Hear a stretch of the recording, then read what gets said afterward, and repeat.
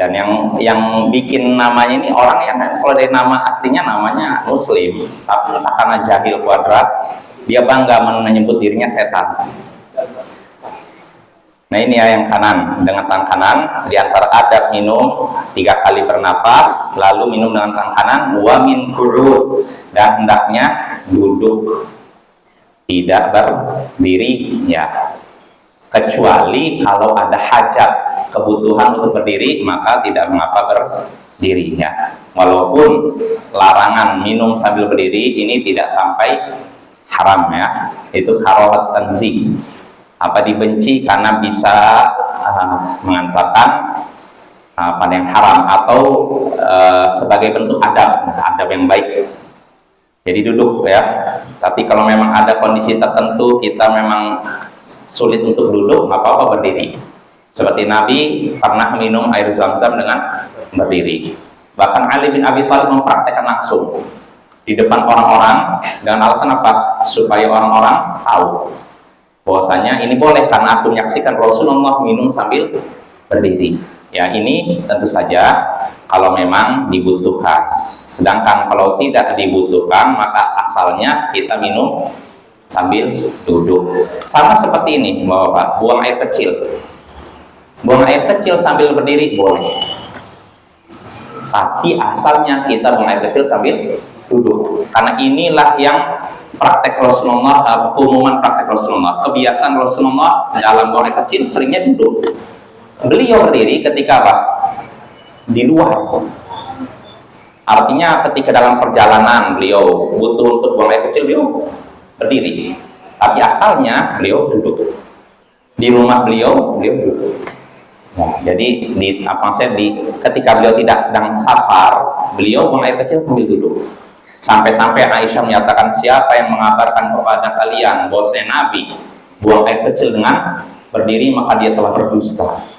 Maksudnya apa? Ini Aisyah mengabarkan apa yang dia ketahui ketika Nabi di rumah, masih di lingkungan ini.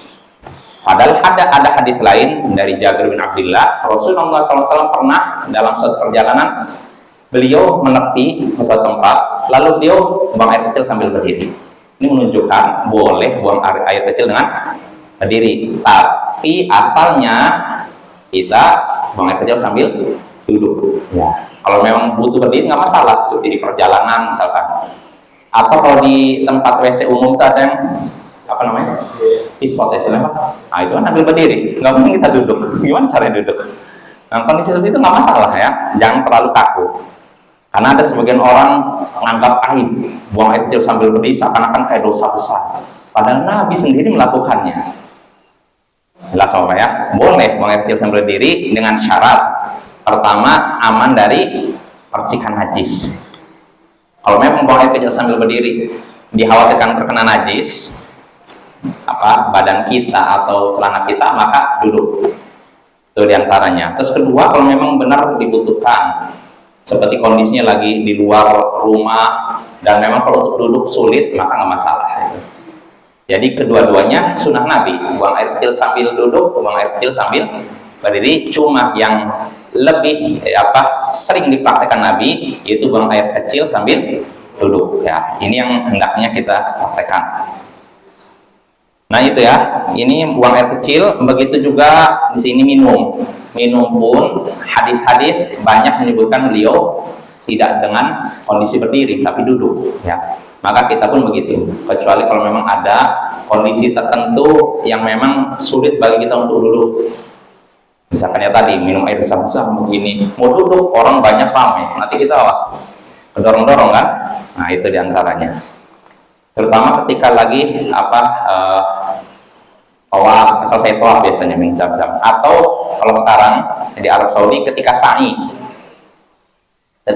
itu pemerintah Arab Saudi sudah menyediakan minuman-minuman, bukan galon, modelnya apa sih? Jadi tinggal hidup gitu. Nah untuk itu ngantri bawah. Kalau umroh mungkin ringan lah, nggak begitu ramai. Tapi kalau haji ngantri. Maka kalau kita misalnya duduk di belakang orang ada ini, bisa-bisa kesenggol kita, ya kan? Jatuh. Maka kalau dalam kondisi seperti itu, apa minum berdiri?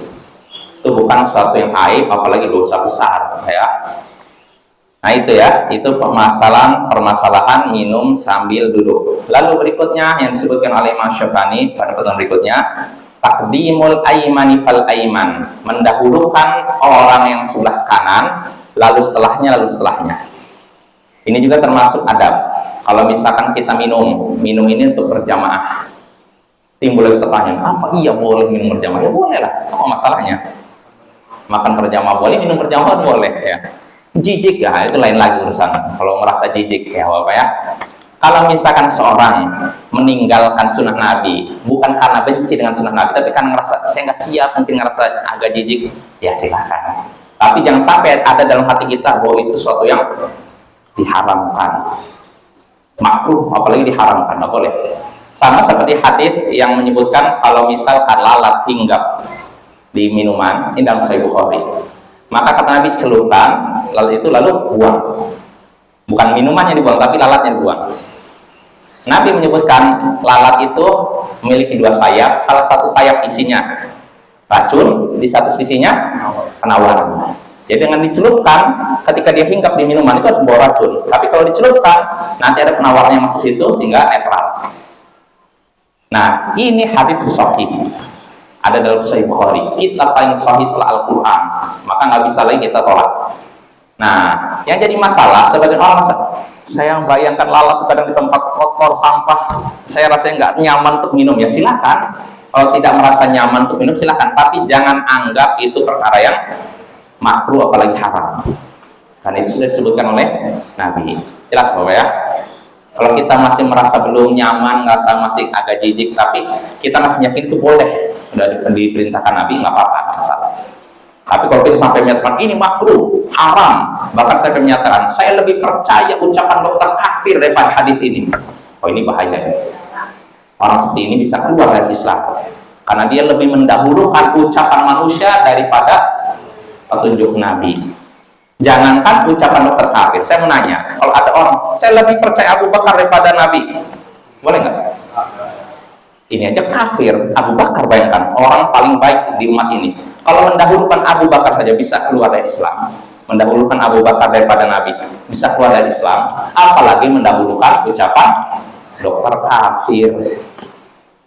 Wah, kalau menurut saya lebih percaya dokter kafir, karena menurut dokter ini yang kafir katanya lalat itu cuma isinya kotoran, kuman, cuma membahayakan, nggak ada manfaatnya. Saya lebih percaya ucapan dokter kafir daripada hadis ini. Tapi ini ada dalam Sahih Bukhari, walaupun dalam Sahih Bukhari letakkan di kakimu, ada ucapan seperti itu, dan ini bahaya sekali ya. Orang seperti ini saya khawatir su'ul khatimah, mati dalam keadaan buruk karena sudah terang-terangan menentang hadis Nabi Shallallahu Alaihi Wasallam. Dan tentu saja nggak mungkin orang seperti ini dikatakan ahlus sunnah, iya nggak? Masa ahlus sunnah menolak sunnah? Nggak mungkin ya, sangat jauh dari ahlus sunnah. Itu ya, itu mendahulukan yang kanan. Jadi kita kembali lagi, termasuk adab dalam minum, mendahulukan yang kanan lalu setelahnya. Artinya kalau misalnya minuman ini ada satu nih Bapak, saya udah minum, lalu saya ingin memberikan kepada yang lain, rame-rame nih, maka dahulukan yang kanan, terus baru balik lagi. Dahulukan yang kanan, walaupun yang lain ini lebih berilmu, lebih tua. Misalkan saya di kanan saya anak kecil, yang sebelah kiri saya orang tua, ini mama misalkan. Wah, enak nih, yaudah ini enggak, sunnah Nabi enggak dahulukan kanan. Walaupun yang sebelah kiri orang yang berilmu lebih tua, dahulukan kanan. Nanti baru, nah itu. Jelas Bapak ya? Ini dalam masalah minum. Adapun dalam masalah lain yang tidak ada keterangan dari sabda Nabi, maka nggak masalah, dahulukan yang tua. Ya. Contohnya apa? Misalkan ada hadiah, kita ingin memberi hadiah, misalkan ada hadiah, 3 hadiah untuk 3 orang, yang satu paling tua, yang satu pertengahan, yang satu paling muda, maka mana yang dahulukan? Yang paling tua. Kalau ini betul.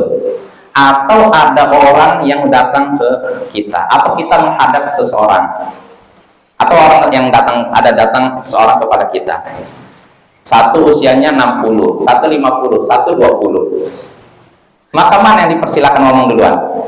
Yang 60, yang paling tua, bukan yang paling muda. Ya, jelas Bapak. Kecuali kalau yang tua memang menyerahkan, kamu yang paling muda bicaralah, itu lain lagi. Karena Nabi pernah suatu hari seorang sahabat Nabi Abdurrahman bin Sahal Muhayyisah menghadap Nabi untuk mengurus ada seorang sahabat Nabi yang terbunuh di Khaybar. Mereka ingin bicarakan, mereka nggak tahu pembunuhnya siapa, maka mereka pun datang pada Nabi lalu berbicara. Abdurrahman yang ketika paling muda langsung berbicara, wahai Rasulullah. Tiba-tiba Rasulullah mengatakan, kabir, yang lebih tua, yang paling tua, yang didahulukan, yang paling tua. Akhirnya Abdurrahman diam, barulah berkata sahabat Nabi yang tua, yang lebih tua. Nah ini Bapak ya, jadi asalnya memang yang tua lebih dahulukan, tapi khusus dalam masalah minuman, pembagian minuman, tetap yang didahulukan yang paling kanan ya. Sebagaimana hadis yang sudah kita bahas, Nabi pernah minum, lalu di sebelah kanan beliau ada siapa? Arab Badui. Di sebelah kiri ada Abu Bakar. Arab Badui, Arab pedalaman sama Abu Bakar. Mana yang lebih utama dan lebih mulia? Abu Bakar nih, orang kedua terbaik ya kan setelah Nabi kan. Tapi walaupun begitu, Rasulullah berikan kepada Arab Badui, bukan kepada Abu Bakar. Nah ini ya, ini menunjukkan yang sunnah kita memberikan minuman kepada yang sebelah kanan baru baik. Itu dalam masalah memberi minuman. Begitu juga, ini sekaligus menyinggung masalah kanan. Dalam masalah salam, perjabat tangan Bapak. Ini termasuk sunnah juga yang mungkin langka di tengah kita. Kalau misalnya kita bertemu dengan rombongan orang, 5 orang, kita kan disunahkan jabat tangan kan? Ya tidak. Ini tentu saja kalau laki-laki sama laki-laki ya, bukan laki-laki dengan perempuan, laki-laki sini. Di sini ada orang tua, ini ada orang muda, orang pertengahan, ini yang muda. Maka tetap yang sunnah baru kiri, bukannya kiri dulu baru kanan. Ada hadisnya juga dari ini. Jadi kita dahulukan hadis Nabi dibandingkan perasaan kita. Walaupun perasaan kita, oh enak ini orang tua. Nah, kalau hadis Nabi tetap kanan, baru kiri. Jelas apa ya? Ini tentang ini tadi apa? Mendahulukan kanan dan kanan. Lalu berikutnya, pembahasan berikutnya yang disebutkan oleh Mas Syokani, wa yakunu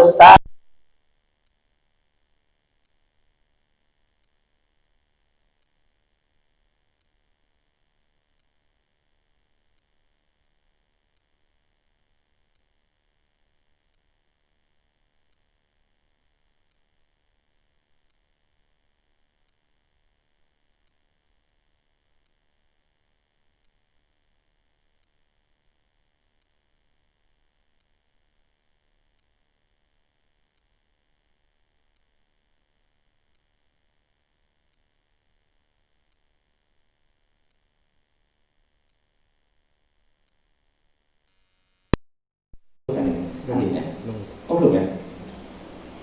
Ya, di sini ada keterangannya. Kata Imam Asy-Syaukani, wa amma qaulu saqi akhirahum syurban fal hadithi Abi Qatadah 'inda Ibnu Majah wa Abi Dawud wa Tirmidzi wa sahahahu wa qala al-Mundhiri rijalu isnadi thiqatun 'anil nabi saqil qaum akhiruhum syurba. Ini. Adapun orang yang memberikan minum adalah orang yang paling terakhir minum. Ini berdasarkan hadis Abu Qatadah dalam Sunan Ibnu Majah, Abu Daud, Tirmidzi dan nyatakan sahih oleh Tirmidzi. Di sini Imam Al-Mundhir berkata, perawi sanad hadis ini semuanya terpercaya dari Nabi Sallallahu Alaihi Wasallam. Hadisnya berbunyi, orang yang memberikan minum kepada suatu kaum, suatu kelompok, dialah yang paling akhir minum. Jadi bukan dia dulu. Orang tadi nggak, tapi dia berikan dulu, nanti baru yang terakhir, ya. Ini sunnahnya. Ini dalam hadis tadi Sunan Ibnu Majah, Abu Daud, Tirmidzi.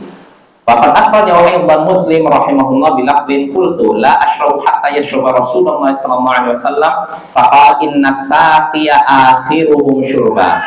Dalam riwayat Muslim teksnya, redaksinya disebutkan sini, aku berkata, di sini Abu Qatadah, aku tidak akan minum sampai Rasulullah minum. Maka beliau pun bersabda, sesungguhnya orang yang menuangkan minuman, dialah yang paling akhir minum. Nah, ya. Jadi Abu Qatadah ini nunggu, saya pokoknya nggak mau minum sampai Rasulullah minum. Nah, Rasulullah tahu tetap orang yang mengangkat minuman dialah yang paling akhir. Antum roka'tum, ya ini. Adapun disyariatkan bismillah, mengucapkan bismillah dan memuji Allah ini setelah makan, ini berdasarkan hadis Ibnu Abbas dalam Sunan Tirmidzi.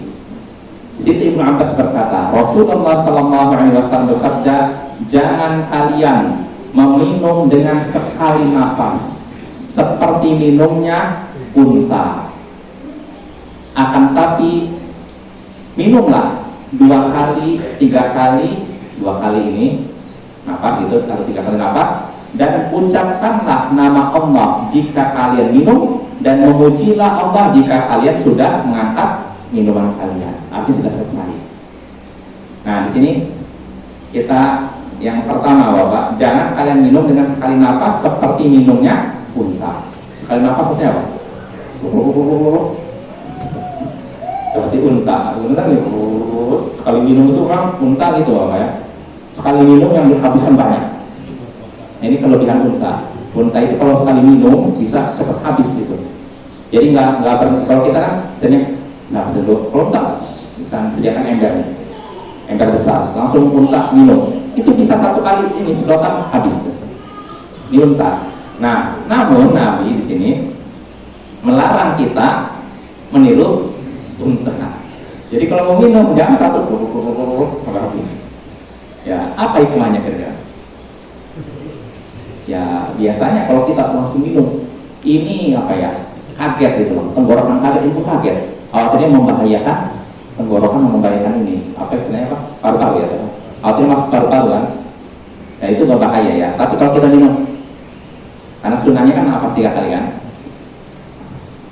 Lagi tenang gitu. Nah, ini lebih apa, dalam hadis kan sudah kita bahas, itu lebih mengobati rasa dahaga dan lebih bagus untuk badan gitu loh. Dibandingkan kita buruk gitu. Makanya Nabi menyebutkan, akan tapi minumlah 2 kali nafas atau 3 kali, dan ucapkanlah nama Allah jika kalian minum. Maksudnya ucapkanlah bismillah dengan nama Allah ketika kalian minum, dan pujilah Allah jika kalian sudah mengangkat minuman kalian, artinya sudah selesai. Nah, kalau ucapkanlah nama Allah ketika kalian minum, maksudnya ucapkan apa tadi? Bismillah dengan nama Allah kan. Tapi kalau pujilah Allah, apa ini? Alhamdulillah. Ini apa ya? Alhamdulillah. Ini yang apa? Yang seharusnya kita ucapkan. Nah, cuma Bapak perlu kita ketahui,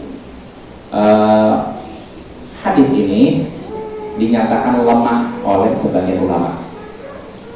Hadis yang menyatakan ucapkanlah bismillah ketika kalian mulai minum, dan ucapkanlah alhamdulillah ketika kalian selesai minum. Hadisnya ini apa, lemah menurut sebagian ulama. Namun bagaimana kalau memang lemah, berarti kita apa yang kita ucapkan ketika selesai ini selesai minum? Apa kita diam saja atau puji Allah? Hadis ini memang lemah, tapi ada hadis lain yang sahih dalam Sahih Muslim dari Anas bin Malik. Nabi sallallahu alaihi wasallam sabda, innallaha la yarda 'anil 'abdi an ya'kala al-aklata fayahmadahu 'alaiha aw yashraba syarbata fayahmadahu 'alaiha. Sesungguhnya Allah benar-benar ridha kepada hamba yang jika makan dia memuji Allah, selesai makan dia memuji Allah, dan jika dia minum dia memuji Allah. Berarti kalau gitu kita mengucapkan alhamdulillah selesai minum disyariatkan tidak? Disyariatkan berdasarkan ini. Selesai. Boleh kita bukan boleh, disyariatkan bagi kita untuk mengucapkan alhamdulillah setiap selesai minum. Timbul pertanyaan ini baru berpikir tadi saya sebelum ngajar, kan sebutkan dalam hadis tadi Bapak ya. Sesungguhnya Allah benar-benar ridha terhadap hamba yang jika memakan aklah itu suapan, dia memakan satu suapan, dia memuji Allah, mengucapkan alhamdulillah. Dan kalau dia meminum satu minuman, tegukan ya, dia memuji Allah, alhamdulillah. Dia memakan satu suapan, mengucapkan alhamdulillah. Tegukan, alhamdulillah. Pertanyaannya, apakah artinya seperti ini Bapak ya? Alhamdulillah. Alhamdulillah. Anda bagaimana? Ini sempat terpikir juga. Bagaimana nih? Apakah kalau sudah selesai baru mengucapkan alhamdulillah, atau setiap satu kan mengucapkan alhamdulillah? Bagaimana nih? Mana Ustaz Numal? Lebih banyak dia Pak. Coba yang bagus. Ya, dinukil dari Imam Ahmad. Beliau ngapa? Setiap kali selesai makan, satu suapan, mengucapkan alhamdulillah. Setiap selesai minum satu gelas, beliau mengucapkan alhamdulillah. Dinukil dari Imam Ahmad. Tapi kata Syekh Muhammad bin Shalih Al-Utsaimin, wa khairul hadi hadiyun Nabi sallallahu alaihi wasallam. Sebaik-baik petunjuk adalah petunjuk Nabi Muhammad sallallahu alaihi wasallam. Artinya apa? Cara memuji Allah seperti tadi atau cara mengucapkan alhamdulillah seperti tadi ini tidak dinukil dari Nabi sallallahu alaihi wasallam. Sedangkan sebaik-baik petunjuk adalah untuk Nabi kita. Walaupun kita akui Imam Ahmad seorang ulama ahli hadis, beliau adalah imam Ahlus Sunnah wal Jamaah. Beliau punya jasa jasa menyelamatkan umat dari bid'ah besar, yaitu bid'ah Mu'tazilah. Ketika orang-orang dipaksa untuk mengakui Al-Quran adalah makhluk, Al-Quran ciptaan Allah, semua ulama pasrah karena takut pedang, kecuali dua orang saja, Imam Ahmad dan satu orang lagi. Karena tegaran Imam Ahmad inilah akhirnya di kemudian hari orang-orang Mu'tazilah jatuh, Ahlus Sunnah pun berjaya. Seandainya Imam Ahmad ketika itu ngaku, ya Al-Quran adalah makhluk ciptaan Allah, karena takut pedang, mungkin kita semua sekarang belajar dalam kitab kurikulum akidah Al-Quran adalah makhluk. Tapi ketegaran Imam Ahmad lah, diantaranya sebabkan ketegaran Imam Ahmad lah Allah menjaga akidah umat ini. Artinya Imam Ahmad bukan orang biasa, orang yang punya jasa besar. Tapi walaupun punya jasa besar, beliau bukan nabi, ya nggak? Beliau bukan maksum, bukan sosok yang terjaga dari kesalahan. Ya, makanya kalau misalkan beliau berpendapat, lalu pendapatnya tidak sesuai dengan hadis, yang kita ambil mana? Hadis Nabi, bukan pendapat Imam Ahmad. Nah ini juga menunjukkan bahwa kita Ahlus Sunnah Salafiyun tidak fanatik dengan Imam Ahmad bin Hanbal. Karena ada syubhat menyatakan orang Salafi itu fanatik kepada mazhab Hambali katanya. Jadi kadang aneh, mereka kadang nuduh kita anti mazhab, kadang nuduh kita fanatik mazhab Hambali. Anti mazhab dengan fanatik mazhab Hambali bisa disamakan? Nggak bisa disamakan kan? Kalau anti mazhab berarti nggak mau menerima mazhab sekali kan? Tapi kalau fanatik mazhab, fanatik kepada Imam Ahmad, fanatik kepada mazhab Hambali, berarti tidak menolak mazhab kan? Nah kadang mereka nuduh aneh, kadang nuduh kita, oh ini orang anti mazhab. Tapi karena juga menuduh kita fanatik kepada mazhab Hambali. Jadi yang benar mana nih? Kita ini anti mazhab atau fanatik kepada mazhab Hambali? Nah ini aneh Bapak ya. Yang jelas kita tidak boleh fanatik mazhab, tapi tidak boleh juga anti mazhab. Nah ini sikap Ahlus Sunnah. Kita tidak fanatik mazhab, tapi juga tidak anti mazhab. Kita bukan orang yang fanatik mazhab. Nggak boleh kita fanatik kepada mazhab kepada orang tertentu. Kita hanya boleh fanatik kepada Nabi kita. Dan kita juga tidak boleh anti mazhab. Menganggap bermazhab adalah bid'ah. Berarti ucapan sebagai orang. Bermazhab boleh. Kita belajar dalam mazhab boleh. Yang nggak boleh itu fanatik. Adapun seorang belajar mazhab untuk memahami Islam secara lengkap, secara teratur, maka nggak masalah ya. Yang nggak boleh itu fanatik, karena mazhab itu tercela ya. Jadi kembali lagi Imam Ahmad, pendapat dia seperti itu. Namun itu bukan hujjah, karena ini Imam Ahmad bukan nabi. Maka ketika Imam Ahmad mempraktekkan seperti itu, coba enggak kita pakai, ya, enggak kita pakai. Makanya kata Syekh Muhammad bin Shalih Al-Utsaimin, tetap kita memakai hadis Nabi. Artinya apa? Kita baru mengucapkan alhamdulillah kalau sudah selesai semua. Ya tadi ini minum. Saya sudah berapa kali, udah selesai nih. Lalu saya bicara, sebelum bicara, ucapkan alhamdulillah. Jadi bukan satu. Namun kata Syekh Muhammad bin Shalih Al-Utsaimin, kalau memang ini asalnya memang kita nggak mengucapkan alhamdulillah setiap kali selesai. Tapi kalau memang ada ada kebutuhan, maka nggak masalah.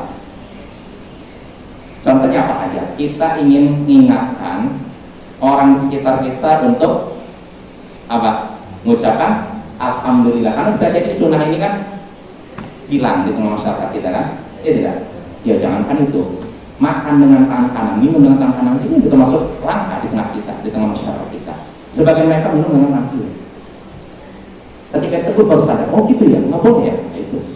Maka kalau misalnya seorang nih, saya udah minum, alhamdulillah. Lalu orang kok udah selesai minum semua, nggak mau alhamdulillah, saya ulang lagi, alhamdulillah. Maka kalau ada tujuan seperti ini, itu diperbolehkan. Jelas ya? Tapi kalau tanpa hajat, ya sebaiknya ditinggalkan. Ya. Nah itu tentang ini, tadi mengucapkan alhamdulillah selesai makan ya. Jadi itu termasuk perkara yang disunnahkan.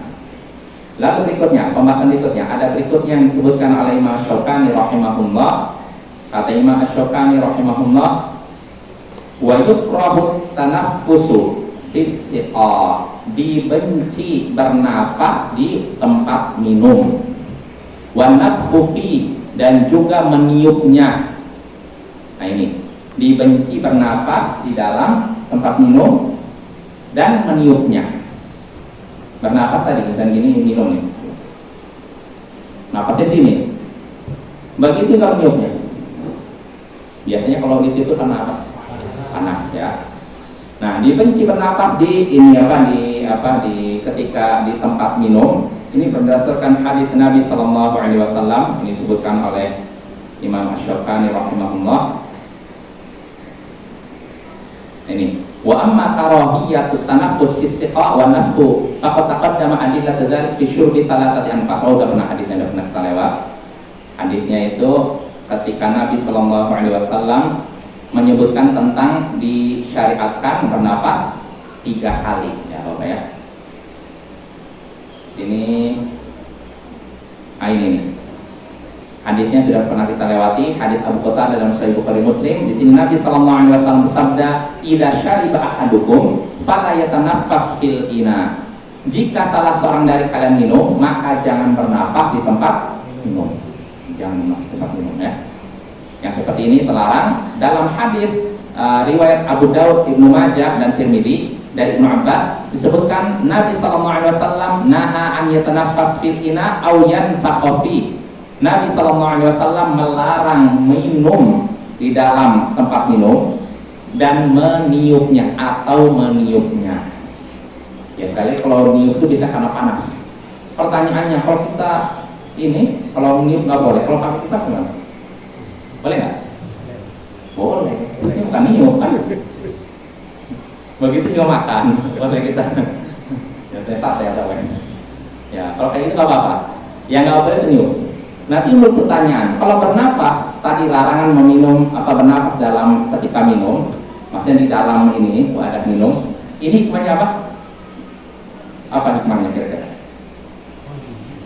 Karena ini kata para ulama, ini kasusnya berlaku kalau minuman ini diminum bersama. Jadi ini minum. Kalau saya berangkat di sini, mungkin saja deh keluar dari itu. Nah kebetulan orang samping lihat. Nah yang seperti ini makanya terlarang bernapas di ketika minum gitu. Nah ini kasusnya kalau sekali lagi kalau minumnya bersama. Adapun kalau minum sendiri ya itu nggak masalah. Ya apa ya? Ini yang penjelasan para ulama. Nah ini kalau bernapas. Adapun kalau niup bagaimana itu? Sama juga ya. Pertama, ya itu kalau misalkan ramai-ramai itu membuat gigit orang lain. Tapi kalau sendiri, boleh nggak? Boleh nggak? Hah? Ya di sini kayak kalau lihat dari konteks hadisnya di sini umum ya, umum. Nabi menyatakan melarang bernapas ketika di dalam ini tempat minum atau niupnya. Dan memang menurut yang dulu saya pelajari ya, awal-awal saya ngaji itu, bukan ngaji masih awam, saya masih kelas SMP itu. Katanya nih, kenapa meniup minuman itu terlarang? Karena minum ini air ini H2O kan, ini CO2 karbon dioksida ya. Nah, air H2O dengan karbon dioksida CO2 disatukan, ini bisa menjadikan berubah zatnya menjadi zat arang. Dan zat arang kalau kita minum itu membahayakan kita. Allah alam, saya baca itu dulu udah lama sekali sih. Katanya gitu. Kenapa hikmahnya dilarang meniup minuman? Karena dikhawatirkan itu. Ini yang keluar dari kita ini karbon dioksida, ini H2O. Kalau digabungkan jadi zat arang. Dan itu zat arang sebenarnya tidak boleh kita minum. Allah alam. Yang jelas, terlepas benar atau tidak yang seperti itu, kita yakin apapun yang dilarang Nabi pasti ada mudorotnya, baik kita tahu maupun tidak. Sebagaimana kita pun yakin apapun yang diperintahkan Nabi pasti ada maslahatnya, baik kita tahu maupun tidak. Ya ini ya, ini perlu kita dahulukan. Jadi artinya kita dahulukan dulu. Kalau udah dilarang Nabi pasti benar, pasti ada bahaya. Nanti kalau ternyata ada penemuan bahwa itu berbahaya, alhamdulillah makin yakin lagi kita. Ya tidak?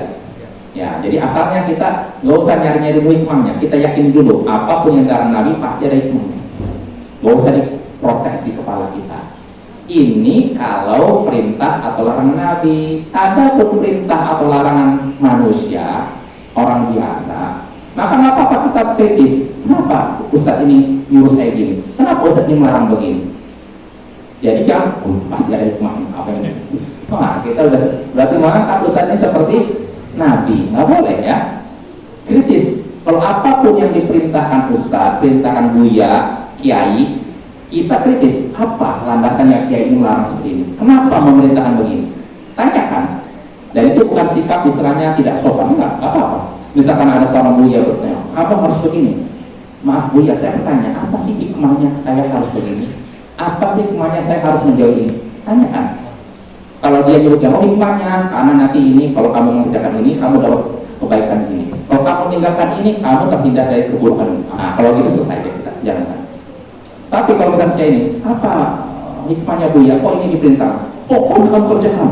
Pasti baik. Usah tanya-tanya, kenapa? Apa dalilnya? Nggak sopan. Nah, yang seperti ini nggak layak diikuti, Bapak ya. Ya, kita nggak boleh taklid fanatik buta kepada siapapun yang mengucapkan perkataan dalam masalah agama itu butuh dalil ya, dan jangan sampai ucapannya adalah dalil. Karena sebagian orang gak usah nanya-nanya dalil, ucapan saya sudah jadi dalil.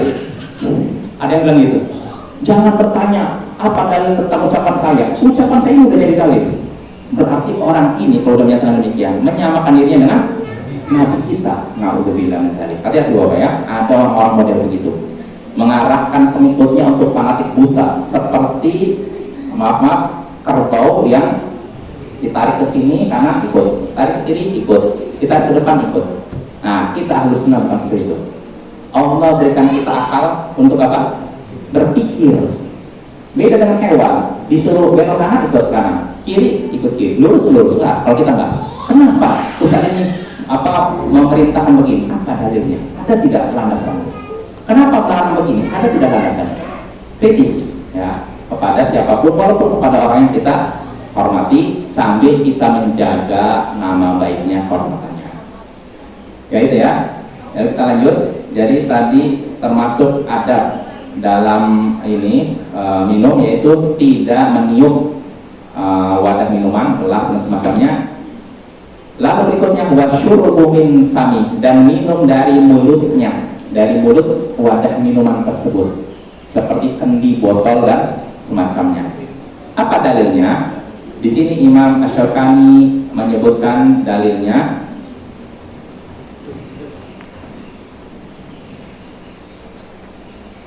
Ya ini. Wa amma qawl karahatu syurbi min fami siqa fa li hadits Abi Sa'id fi sahihain. Nahan Nabi sallallahu alaihi wasallam an ikhtinati asqiyah an yushraba min afwahiha. Wa fi riwayatin lahumma ikhtinatuha an yuqallaba ra'suha thumma yashraba minhu. Nah, disebutkan. Ya, terakhir ya. Adapun dibencinya minum dari mulut botol, ini berdasarkan hadis Abu Sa'id dalam Sahih Bukhari Muslim. Ia berkata, Nabi Sallallahu Alaihi Wasallam melarang minum dari mulut botol. Maksudnya apa? Dibalik. Jadi artinya minum gini, botol gitu, dari tempat kendi dan semacamnya. Nah ini terlarang. Timbul pertanyaan, apa hikmahnya? Apa hikmahnya kira-kira? Apa hikmahnya semua? Ya kalau misalkan minuman bersama, minum orang nggak jijik dulu. Nah kalau nempel ya, lele kalau nggak nempel nggak masalah. Nah terus ini kalau sendiri, kalau rame-rame, kalau sendiri, ya kalau misalkan kendinya ini tertutup atau kalau jangan juga. Karena pernah kejadian ada seorang sahabat minum keluarnya ular. Ini kalau kondisinya kendi kan nggak nampak, nggak transparan kan. Lain halnya botol. Kalau botol kan nampak kan. Jadi kalau minum ini nggak masalah. Tapi lokasinya kendi yang tertutup, nah ini jangan. Karena bisa jadi di situ ada hewan, kotoran, lalu kita minum langsung ke sini, dicerna sini, lalu lahir dari sini. Ya mungkin itu Bapak ya. Sampai sini. Insyaallah pada pertemuan berikutnya kita lanjut, tersisa tinggal sedikit lagi adab-adab minum. Sallallahu ala nabiyyina Muhammadin wa ala alihi wa sahbihi ajma'in. Akhiru da'wana alhamdulillahi rabbil alamin. Assalamualaikum warahmatullahi wabarakatuh.